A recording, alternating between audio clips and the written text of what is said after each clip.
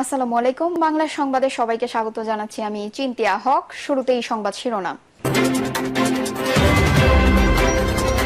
15 জানুয়ারির মধ্যে অভ্যুত্থানের ঘোষণাপত্র পাঠ করতে হবে বলছেন আক্তার। এদিকে জুলাই গণ অভ্যুত্থানে ছাত্র শিবির সহযোদ্ধার ভূমিকায় ছিল বলছেন সার্জিস। জানাবো তারেক রহমান বললেন, সামনে জনগণের অধিকার প্রতিষ্ঠার বড় যুদ্ধ। আওয়ামী লীগ স্বাধীনতার ফসল ভারতের হাতে তুলে দিয়েছিল বলছেন জামায়াত আমির। জানিয়ে দিব কম্বল বিতরণে গিয়ে বিএনপির দুপক্ষের মারামারি। এবং সর্বশেষ জানাবো, এদেশ কারো জমিদারি নয়, কোন দলকে ইজারা দেওয়া হয়নি বলছেন ধর্ম উপদেষ্টা। দর্শক, শুনছিলেন সংবাদ শিরোনাম, এখন বিস্তারিত। 15 জানুয়ারির মধ্যে অভ্যুত্থানের ঘোষণাপত্র পাঠ করতে হবে বলছেন আক্তার। আগামী 15 জানুয়ারির মধ্যে জুলাই গণ অভ্যুত্থানের ঘোষণাপত্র পাঠের দাবি জানিয়েছেন জাতীয় নাগরিক কমিটির সদস্য সচিব আক্তার হোসেন। আক্তার হোসেন বলেন, এই দেশের মানুষ এক নতুন বাংলাদেশ চায়, বাংলাদেশের মানুষ নতুন সংবিধান চায়, বাংলাদেশের মানুষ সংস্কার চায়। বৈষম্য বিরোধী ছাত্র আন্দোলনের নেতারা যখন জুলাই অভ্যুত্থানের ঘোষণাপত্র পাঠের আয়োজনের ঘোষণা দেয়, তখন অন্তর্বর্তীকালীন সরকারের পক্ষ থেকে সব রাজনৈতিক সংগঠনের সমন্বয়ে ঘোষণাপত্র পাঠের ঘোষণা দেওয়া হয়। এই ঘোষণা বৈষম্য বিরোধী ছাত্র আন্দোলনের বিজয় অন্তর্বর্তীকালীন সরকারের কাছে বলতে চাই, অবিলম্বে 15 জানুয়ারির মধ্যে জুলাই অভ্যুত্থানের ঘোষণাপত্র পাঠ করতে হবে। তিনি বলেন, আগামী জাতীয় সংসদ নির্বাচনে নির্বাচিত প্রতিনিধিদের মাধ্যমে নতুন সংবিধান হবে। আগামী নির্বাচন হবে গণপরিষদ নির্বাচন, সেই নির্বাচনে নির্বাচিতরাই সংবিধান সংশোধন করবে। বাংলাদেশের মানুষ অসংখ্য চাওয়া আছে, আগামী নির্বাচনে যারা জয়ী হবেন তাদের সেই চাওয়াগুলো পূরণ করতে হবে। জুলাই গণ অভ্যুত্থানে ছাত্র শিবির সহযোদ্ধার ভূমিকায় ছিল বলছেন সার্জিস। জাতীয় নাগরিক কমিটির মুখ্য সংগঠক সার্জিস আলম বলেছেন, জুলাই আগস্ট গণ অভ্যুত্থানে রাজপথে থাকা পরামর্শ দেওয়া হয়। গুরুত্বপূর্ণ পদক্ষেপে সহযোদ্ধার মতো ভূমিকায় থেকে সহযোগিতা করেছে বাংলাদেশ ইসলামী ছাত্র শিবির। সার্জিস বলেন, কেউ কোনোদিন সত্যকে চাপিয়ে রাখতে পারে না, সত্য প্রকাশে শুধু সময়ের ব্যাপার। আমাদের জায়গা থেকে সবসময় স্পষ্টভাবে কথা বলতে চাই। বিগত 16 বছরে খুনি শেখ হাসিনার জাকিয়ে পটেনশিয়াল থ্রেট ক্ষমতায় থাকতে ঝুঁকিপূর্ণ মনে করেছেন তাদেরই নানা উপাধি তকমা দিয়ে ব্লেম গেম খেলার মেতে উঠেছিল। এই গেমে অনেক নিরপরাধ মানুষকে জীবন বলি দিতে হয়েছে। এমনকি শেখ হাসিনার আলেম ওয়ালামাদের থ্রেট মনে করে তাদের হামলা মামলা নির্যাতনের মাধ্যমে হত্যা করেছে। বৈষম্যবিরোধী ছাত্র আন্দোলনের অন্যতম এই সংগঠক আরো বলেন, বাংলাদেশ ইসলামী ছাত্র শিবির সহ এমন অনেক ব্যক্তি ও সংগঠন ছিল যাদের খুনি শেখ হাসিনা স্বাধীন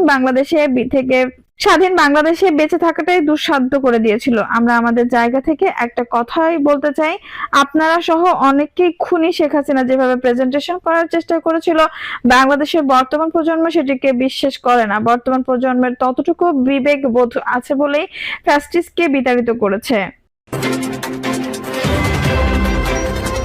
তারেক রহমান বললেন, সামনে জনগণের অধিকার প্রতিষ্ঠার বড় যুদ্ধ। দেশ থেকে স্বৈরাচার পালালেও জনগণের অধিকার প্রতিষ্ঠার সামনে আরেক বড় যুদ্ধ করতে হবে বলে মন্তব্য করেছেন বিএনপির ভারপ্রাপ্ত চেয়ারম্যান তারেক রহমান। আমরা বিএনপি পরিবার এর আয়োজন সদর উপজেলার লক্ষ্মীচাপ ইউনিয়নের দুবাছুরি দ্বিমুখী দাখিল মাদ্রাসা প্রাঙ্গণে এই জনসভা হয়। 2014 সালে সদর উপজেলায় র‍্যাবের সঙ্গে বন্দুকযুদ্ধে নিহত হন ইউনিয়ন বিএনপির সাংগঠনিক সম্পাদক গোলাম রাব্বানী। তার পরিবারকে নতুন বাড়ি স্থানান্তর উপলক্ষে এই জনসভার আয়োজন করা হয়। বিচার বহির্ভূত সব গুম ও খুনের বিচার এই বাংলার মাটিতে হতে হবে উল্লেখ করে তারেক রহমান বলেন, পালিয়ে কেউ পার পাবেন না, দেশকে গণতান্ত্রিক নির্বাচনী প্রক্রিয়ার মধ্যে আনতে হবে। বিগত 16 বছর স্বৈরাচারী সরকার গোলাম রব্বানীর মতো হাজার হাজার মানুষকে হত্যা করেছে, লাখ লাখ মানুষকে নির্যাতন করেছে। আমরা চাই না গোলাম রব্বানীর মতো আর কেউ মৃত্যুবরণ করুক। তিনি আরো বলেন, আজ সময় এসেছে, পরিবর্তিত হয়েছে অবস্থা। স্বৈরাচার দেশ থেকে বিদায় হয়ে গেছে, পালিয়ে গিয়েছে। যদিও স্বৈরাচারের প্রেতাত্মারা এখনো দেশের আনাচে কানাচে লুকিয়ে আছে, তারা বিভিন্ন ষড়যন্ত্রের চেষ্টা করছে। এখন সামনে আরেকটি বড় যুদ্ধ। 16 বছর ধরে যে অধিকারের জন্য দেশের মানুষ, বিশেষ করে রাজনৈতিক দলগুলো নেতা কর্মীরা মানুষের সহযোগিতা ও সমর্থন নিয়ে লড়াই করেছিল, সেই অধিকার প্রতিষ্ঠা করতে হবে। আওয়ামী লীগ স্বাধীনতার ফসল ভারতের হাতে তুলে দিয়েছিল বলছেন জামায়াত আমির।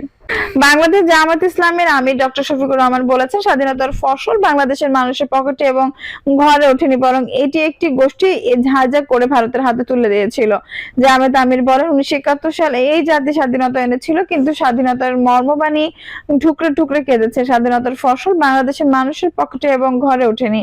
আওয়ামী লীগ স্বাধীনতার ফসলকে হাইজ্যাক করে ভারতের হাতে তুলে দিয়েছিল। এর জ্বলন্ত প্রমাণ হচ্ছে 16 ডিসেম্বর ভারতের প্রধানমন্ত্রী বিজয় দিবসে ভারতীয় সৈনিক সেনাপতিদের বিজয়ের শুভেচ্ছা দিয়েছেন আর বলেছেন, এটা ভারতীয় বিজয় দিবস। ছাত্রলীগ সারা বাংলাদেশের শিক্ষা প্রতিষ্ঠানকে চর দখলের মতো দখল করে নিয়েছিল। উল্লেখ করে তিনি বলেন, আমাদের কমলমতি মেয়েদের বিদ্যাপীঠ গুলোকেও তারা কলুষিত করেছে। এই কথা বলতে হৃদয়ে ভেঙে যায়, মাথা নত হয়ে আসে। এজন্য এই কথাগুলো, চিৎকার গুলো দিতে পারি না, বলতে পারি না কেমন অত্যাচার আমাদের মেয়েদের উপর না করা হয়েছে। আওয়ামী লীগ তো এই দেশেরই মানুষ ছিল। ইসলামী ছাত্র শিবির সহ অন্যান্য ছাত্র সংগঠনগুলো নেতাদের উদ্দেশ্য করে তিনি বলেন, আরেকটি যুদ্ধ তোমাদের করতে হবে। সেই যুদ্ধটি হচ্ছে শিক্ষা প্রতিষ্ঠানগুলোকে সবার আগে মেরামত করা যুদ্ধ। শিক্ষা যেহেতু জাতির মেরুদণ্ড, তাই এই জায়গায় তোমাদের শপথ নিতে হবে। আর কোনো চাপাতি সংগঠনকে ওখানে ঢুকতে দেবে না, হাত অস্ত্র নিয়ে ওখানে কাউকেই ঢুকতে দেওয়া হবে না। গণরুম যারা করে তাদেরও ঢুকতে দেওয়া হবে না। শিক্ষা প্রতিষ্ঠানে শুধু শিক্ষার চর্চা থাকবে। যদি শিক্ষা প্রতিষ্ঠানকে তোমরা সেভাবে গড়ে তুলতে পারো, তাহলে 24-এর এই ত্যাগ শতভাগ সফল হবে। আর যদি শিক্ষা প্রতিষ্ঠানকে গড়ে তোলা না যায়, এই জাতি বারবার পথ হারাবে। সেজন্য পথ হারা জাতিকে পথে টেনে তোলা আমাদের দায়িত্ব। এই যুদ্ধে আমরা তোমাদের সঙ্গে আছি, যেভাবে 36 জুলাই পর্যন্ত তোমাদের সঙ্গে ছিলাম। আগামীতেও তোমাদের সঙ্গে থাকার অঙ্গীকার আমরা করছি। কম্বল বিতরণে গিয়ে বিএনপির দুই পক্ষের মারামারি। কম্বল বিতরণের অনুষ্ঠানে গিয়ে ফেনীর পরশুরামের বিএনপির কর্মী সমর্থকদের দুপক্ষের মধ্যে মারামারির ঘটনা ঘটেছে সোমবার 30 ডিসেম্বর দুপুরের দিকে উপজেলার ধনিকুন্ডা হোসেন আরা চৌধুরী উচ্চ বিদ্যালয়ের সামনে।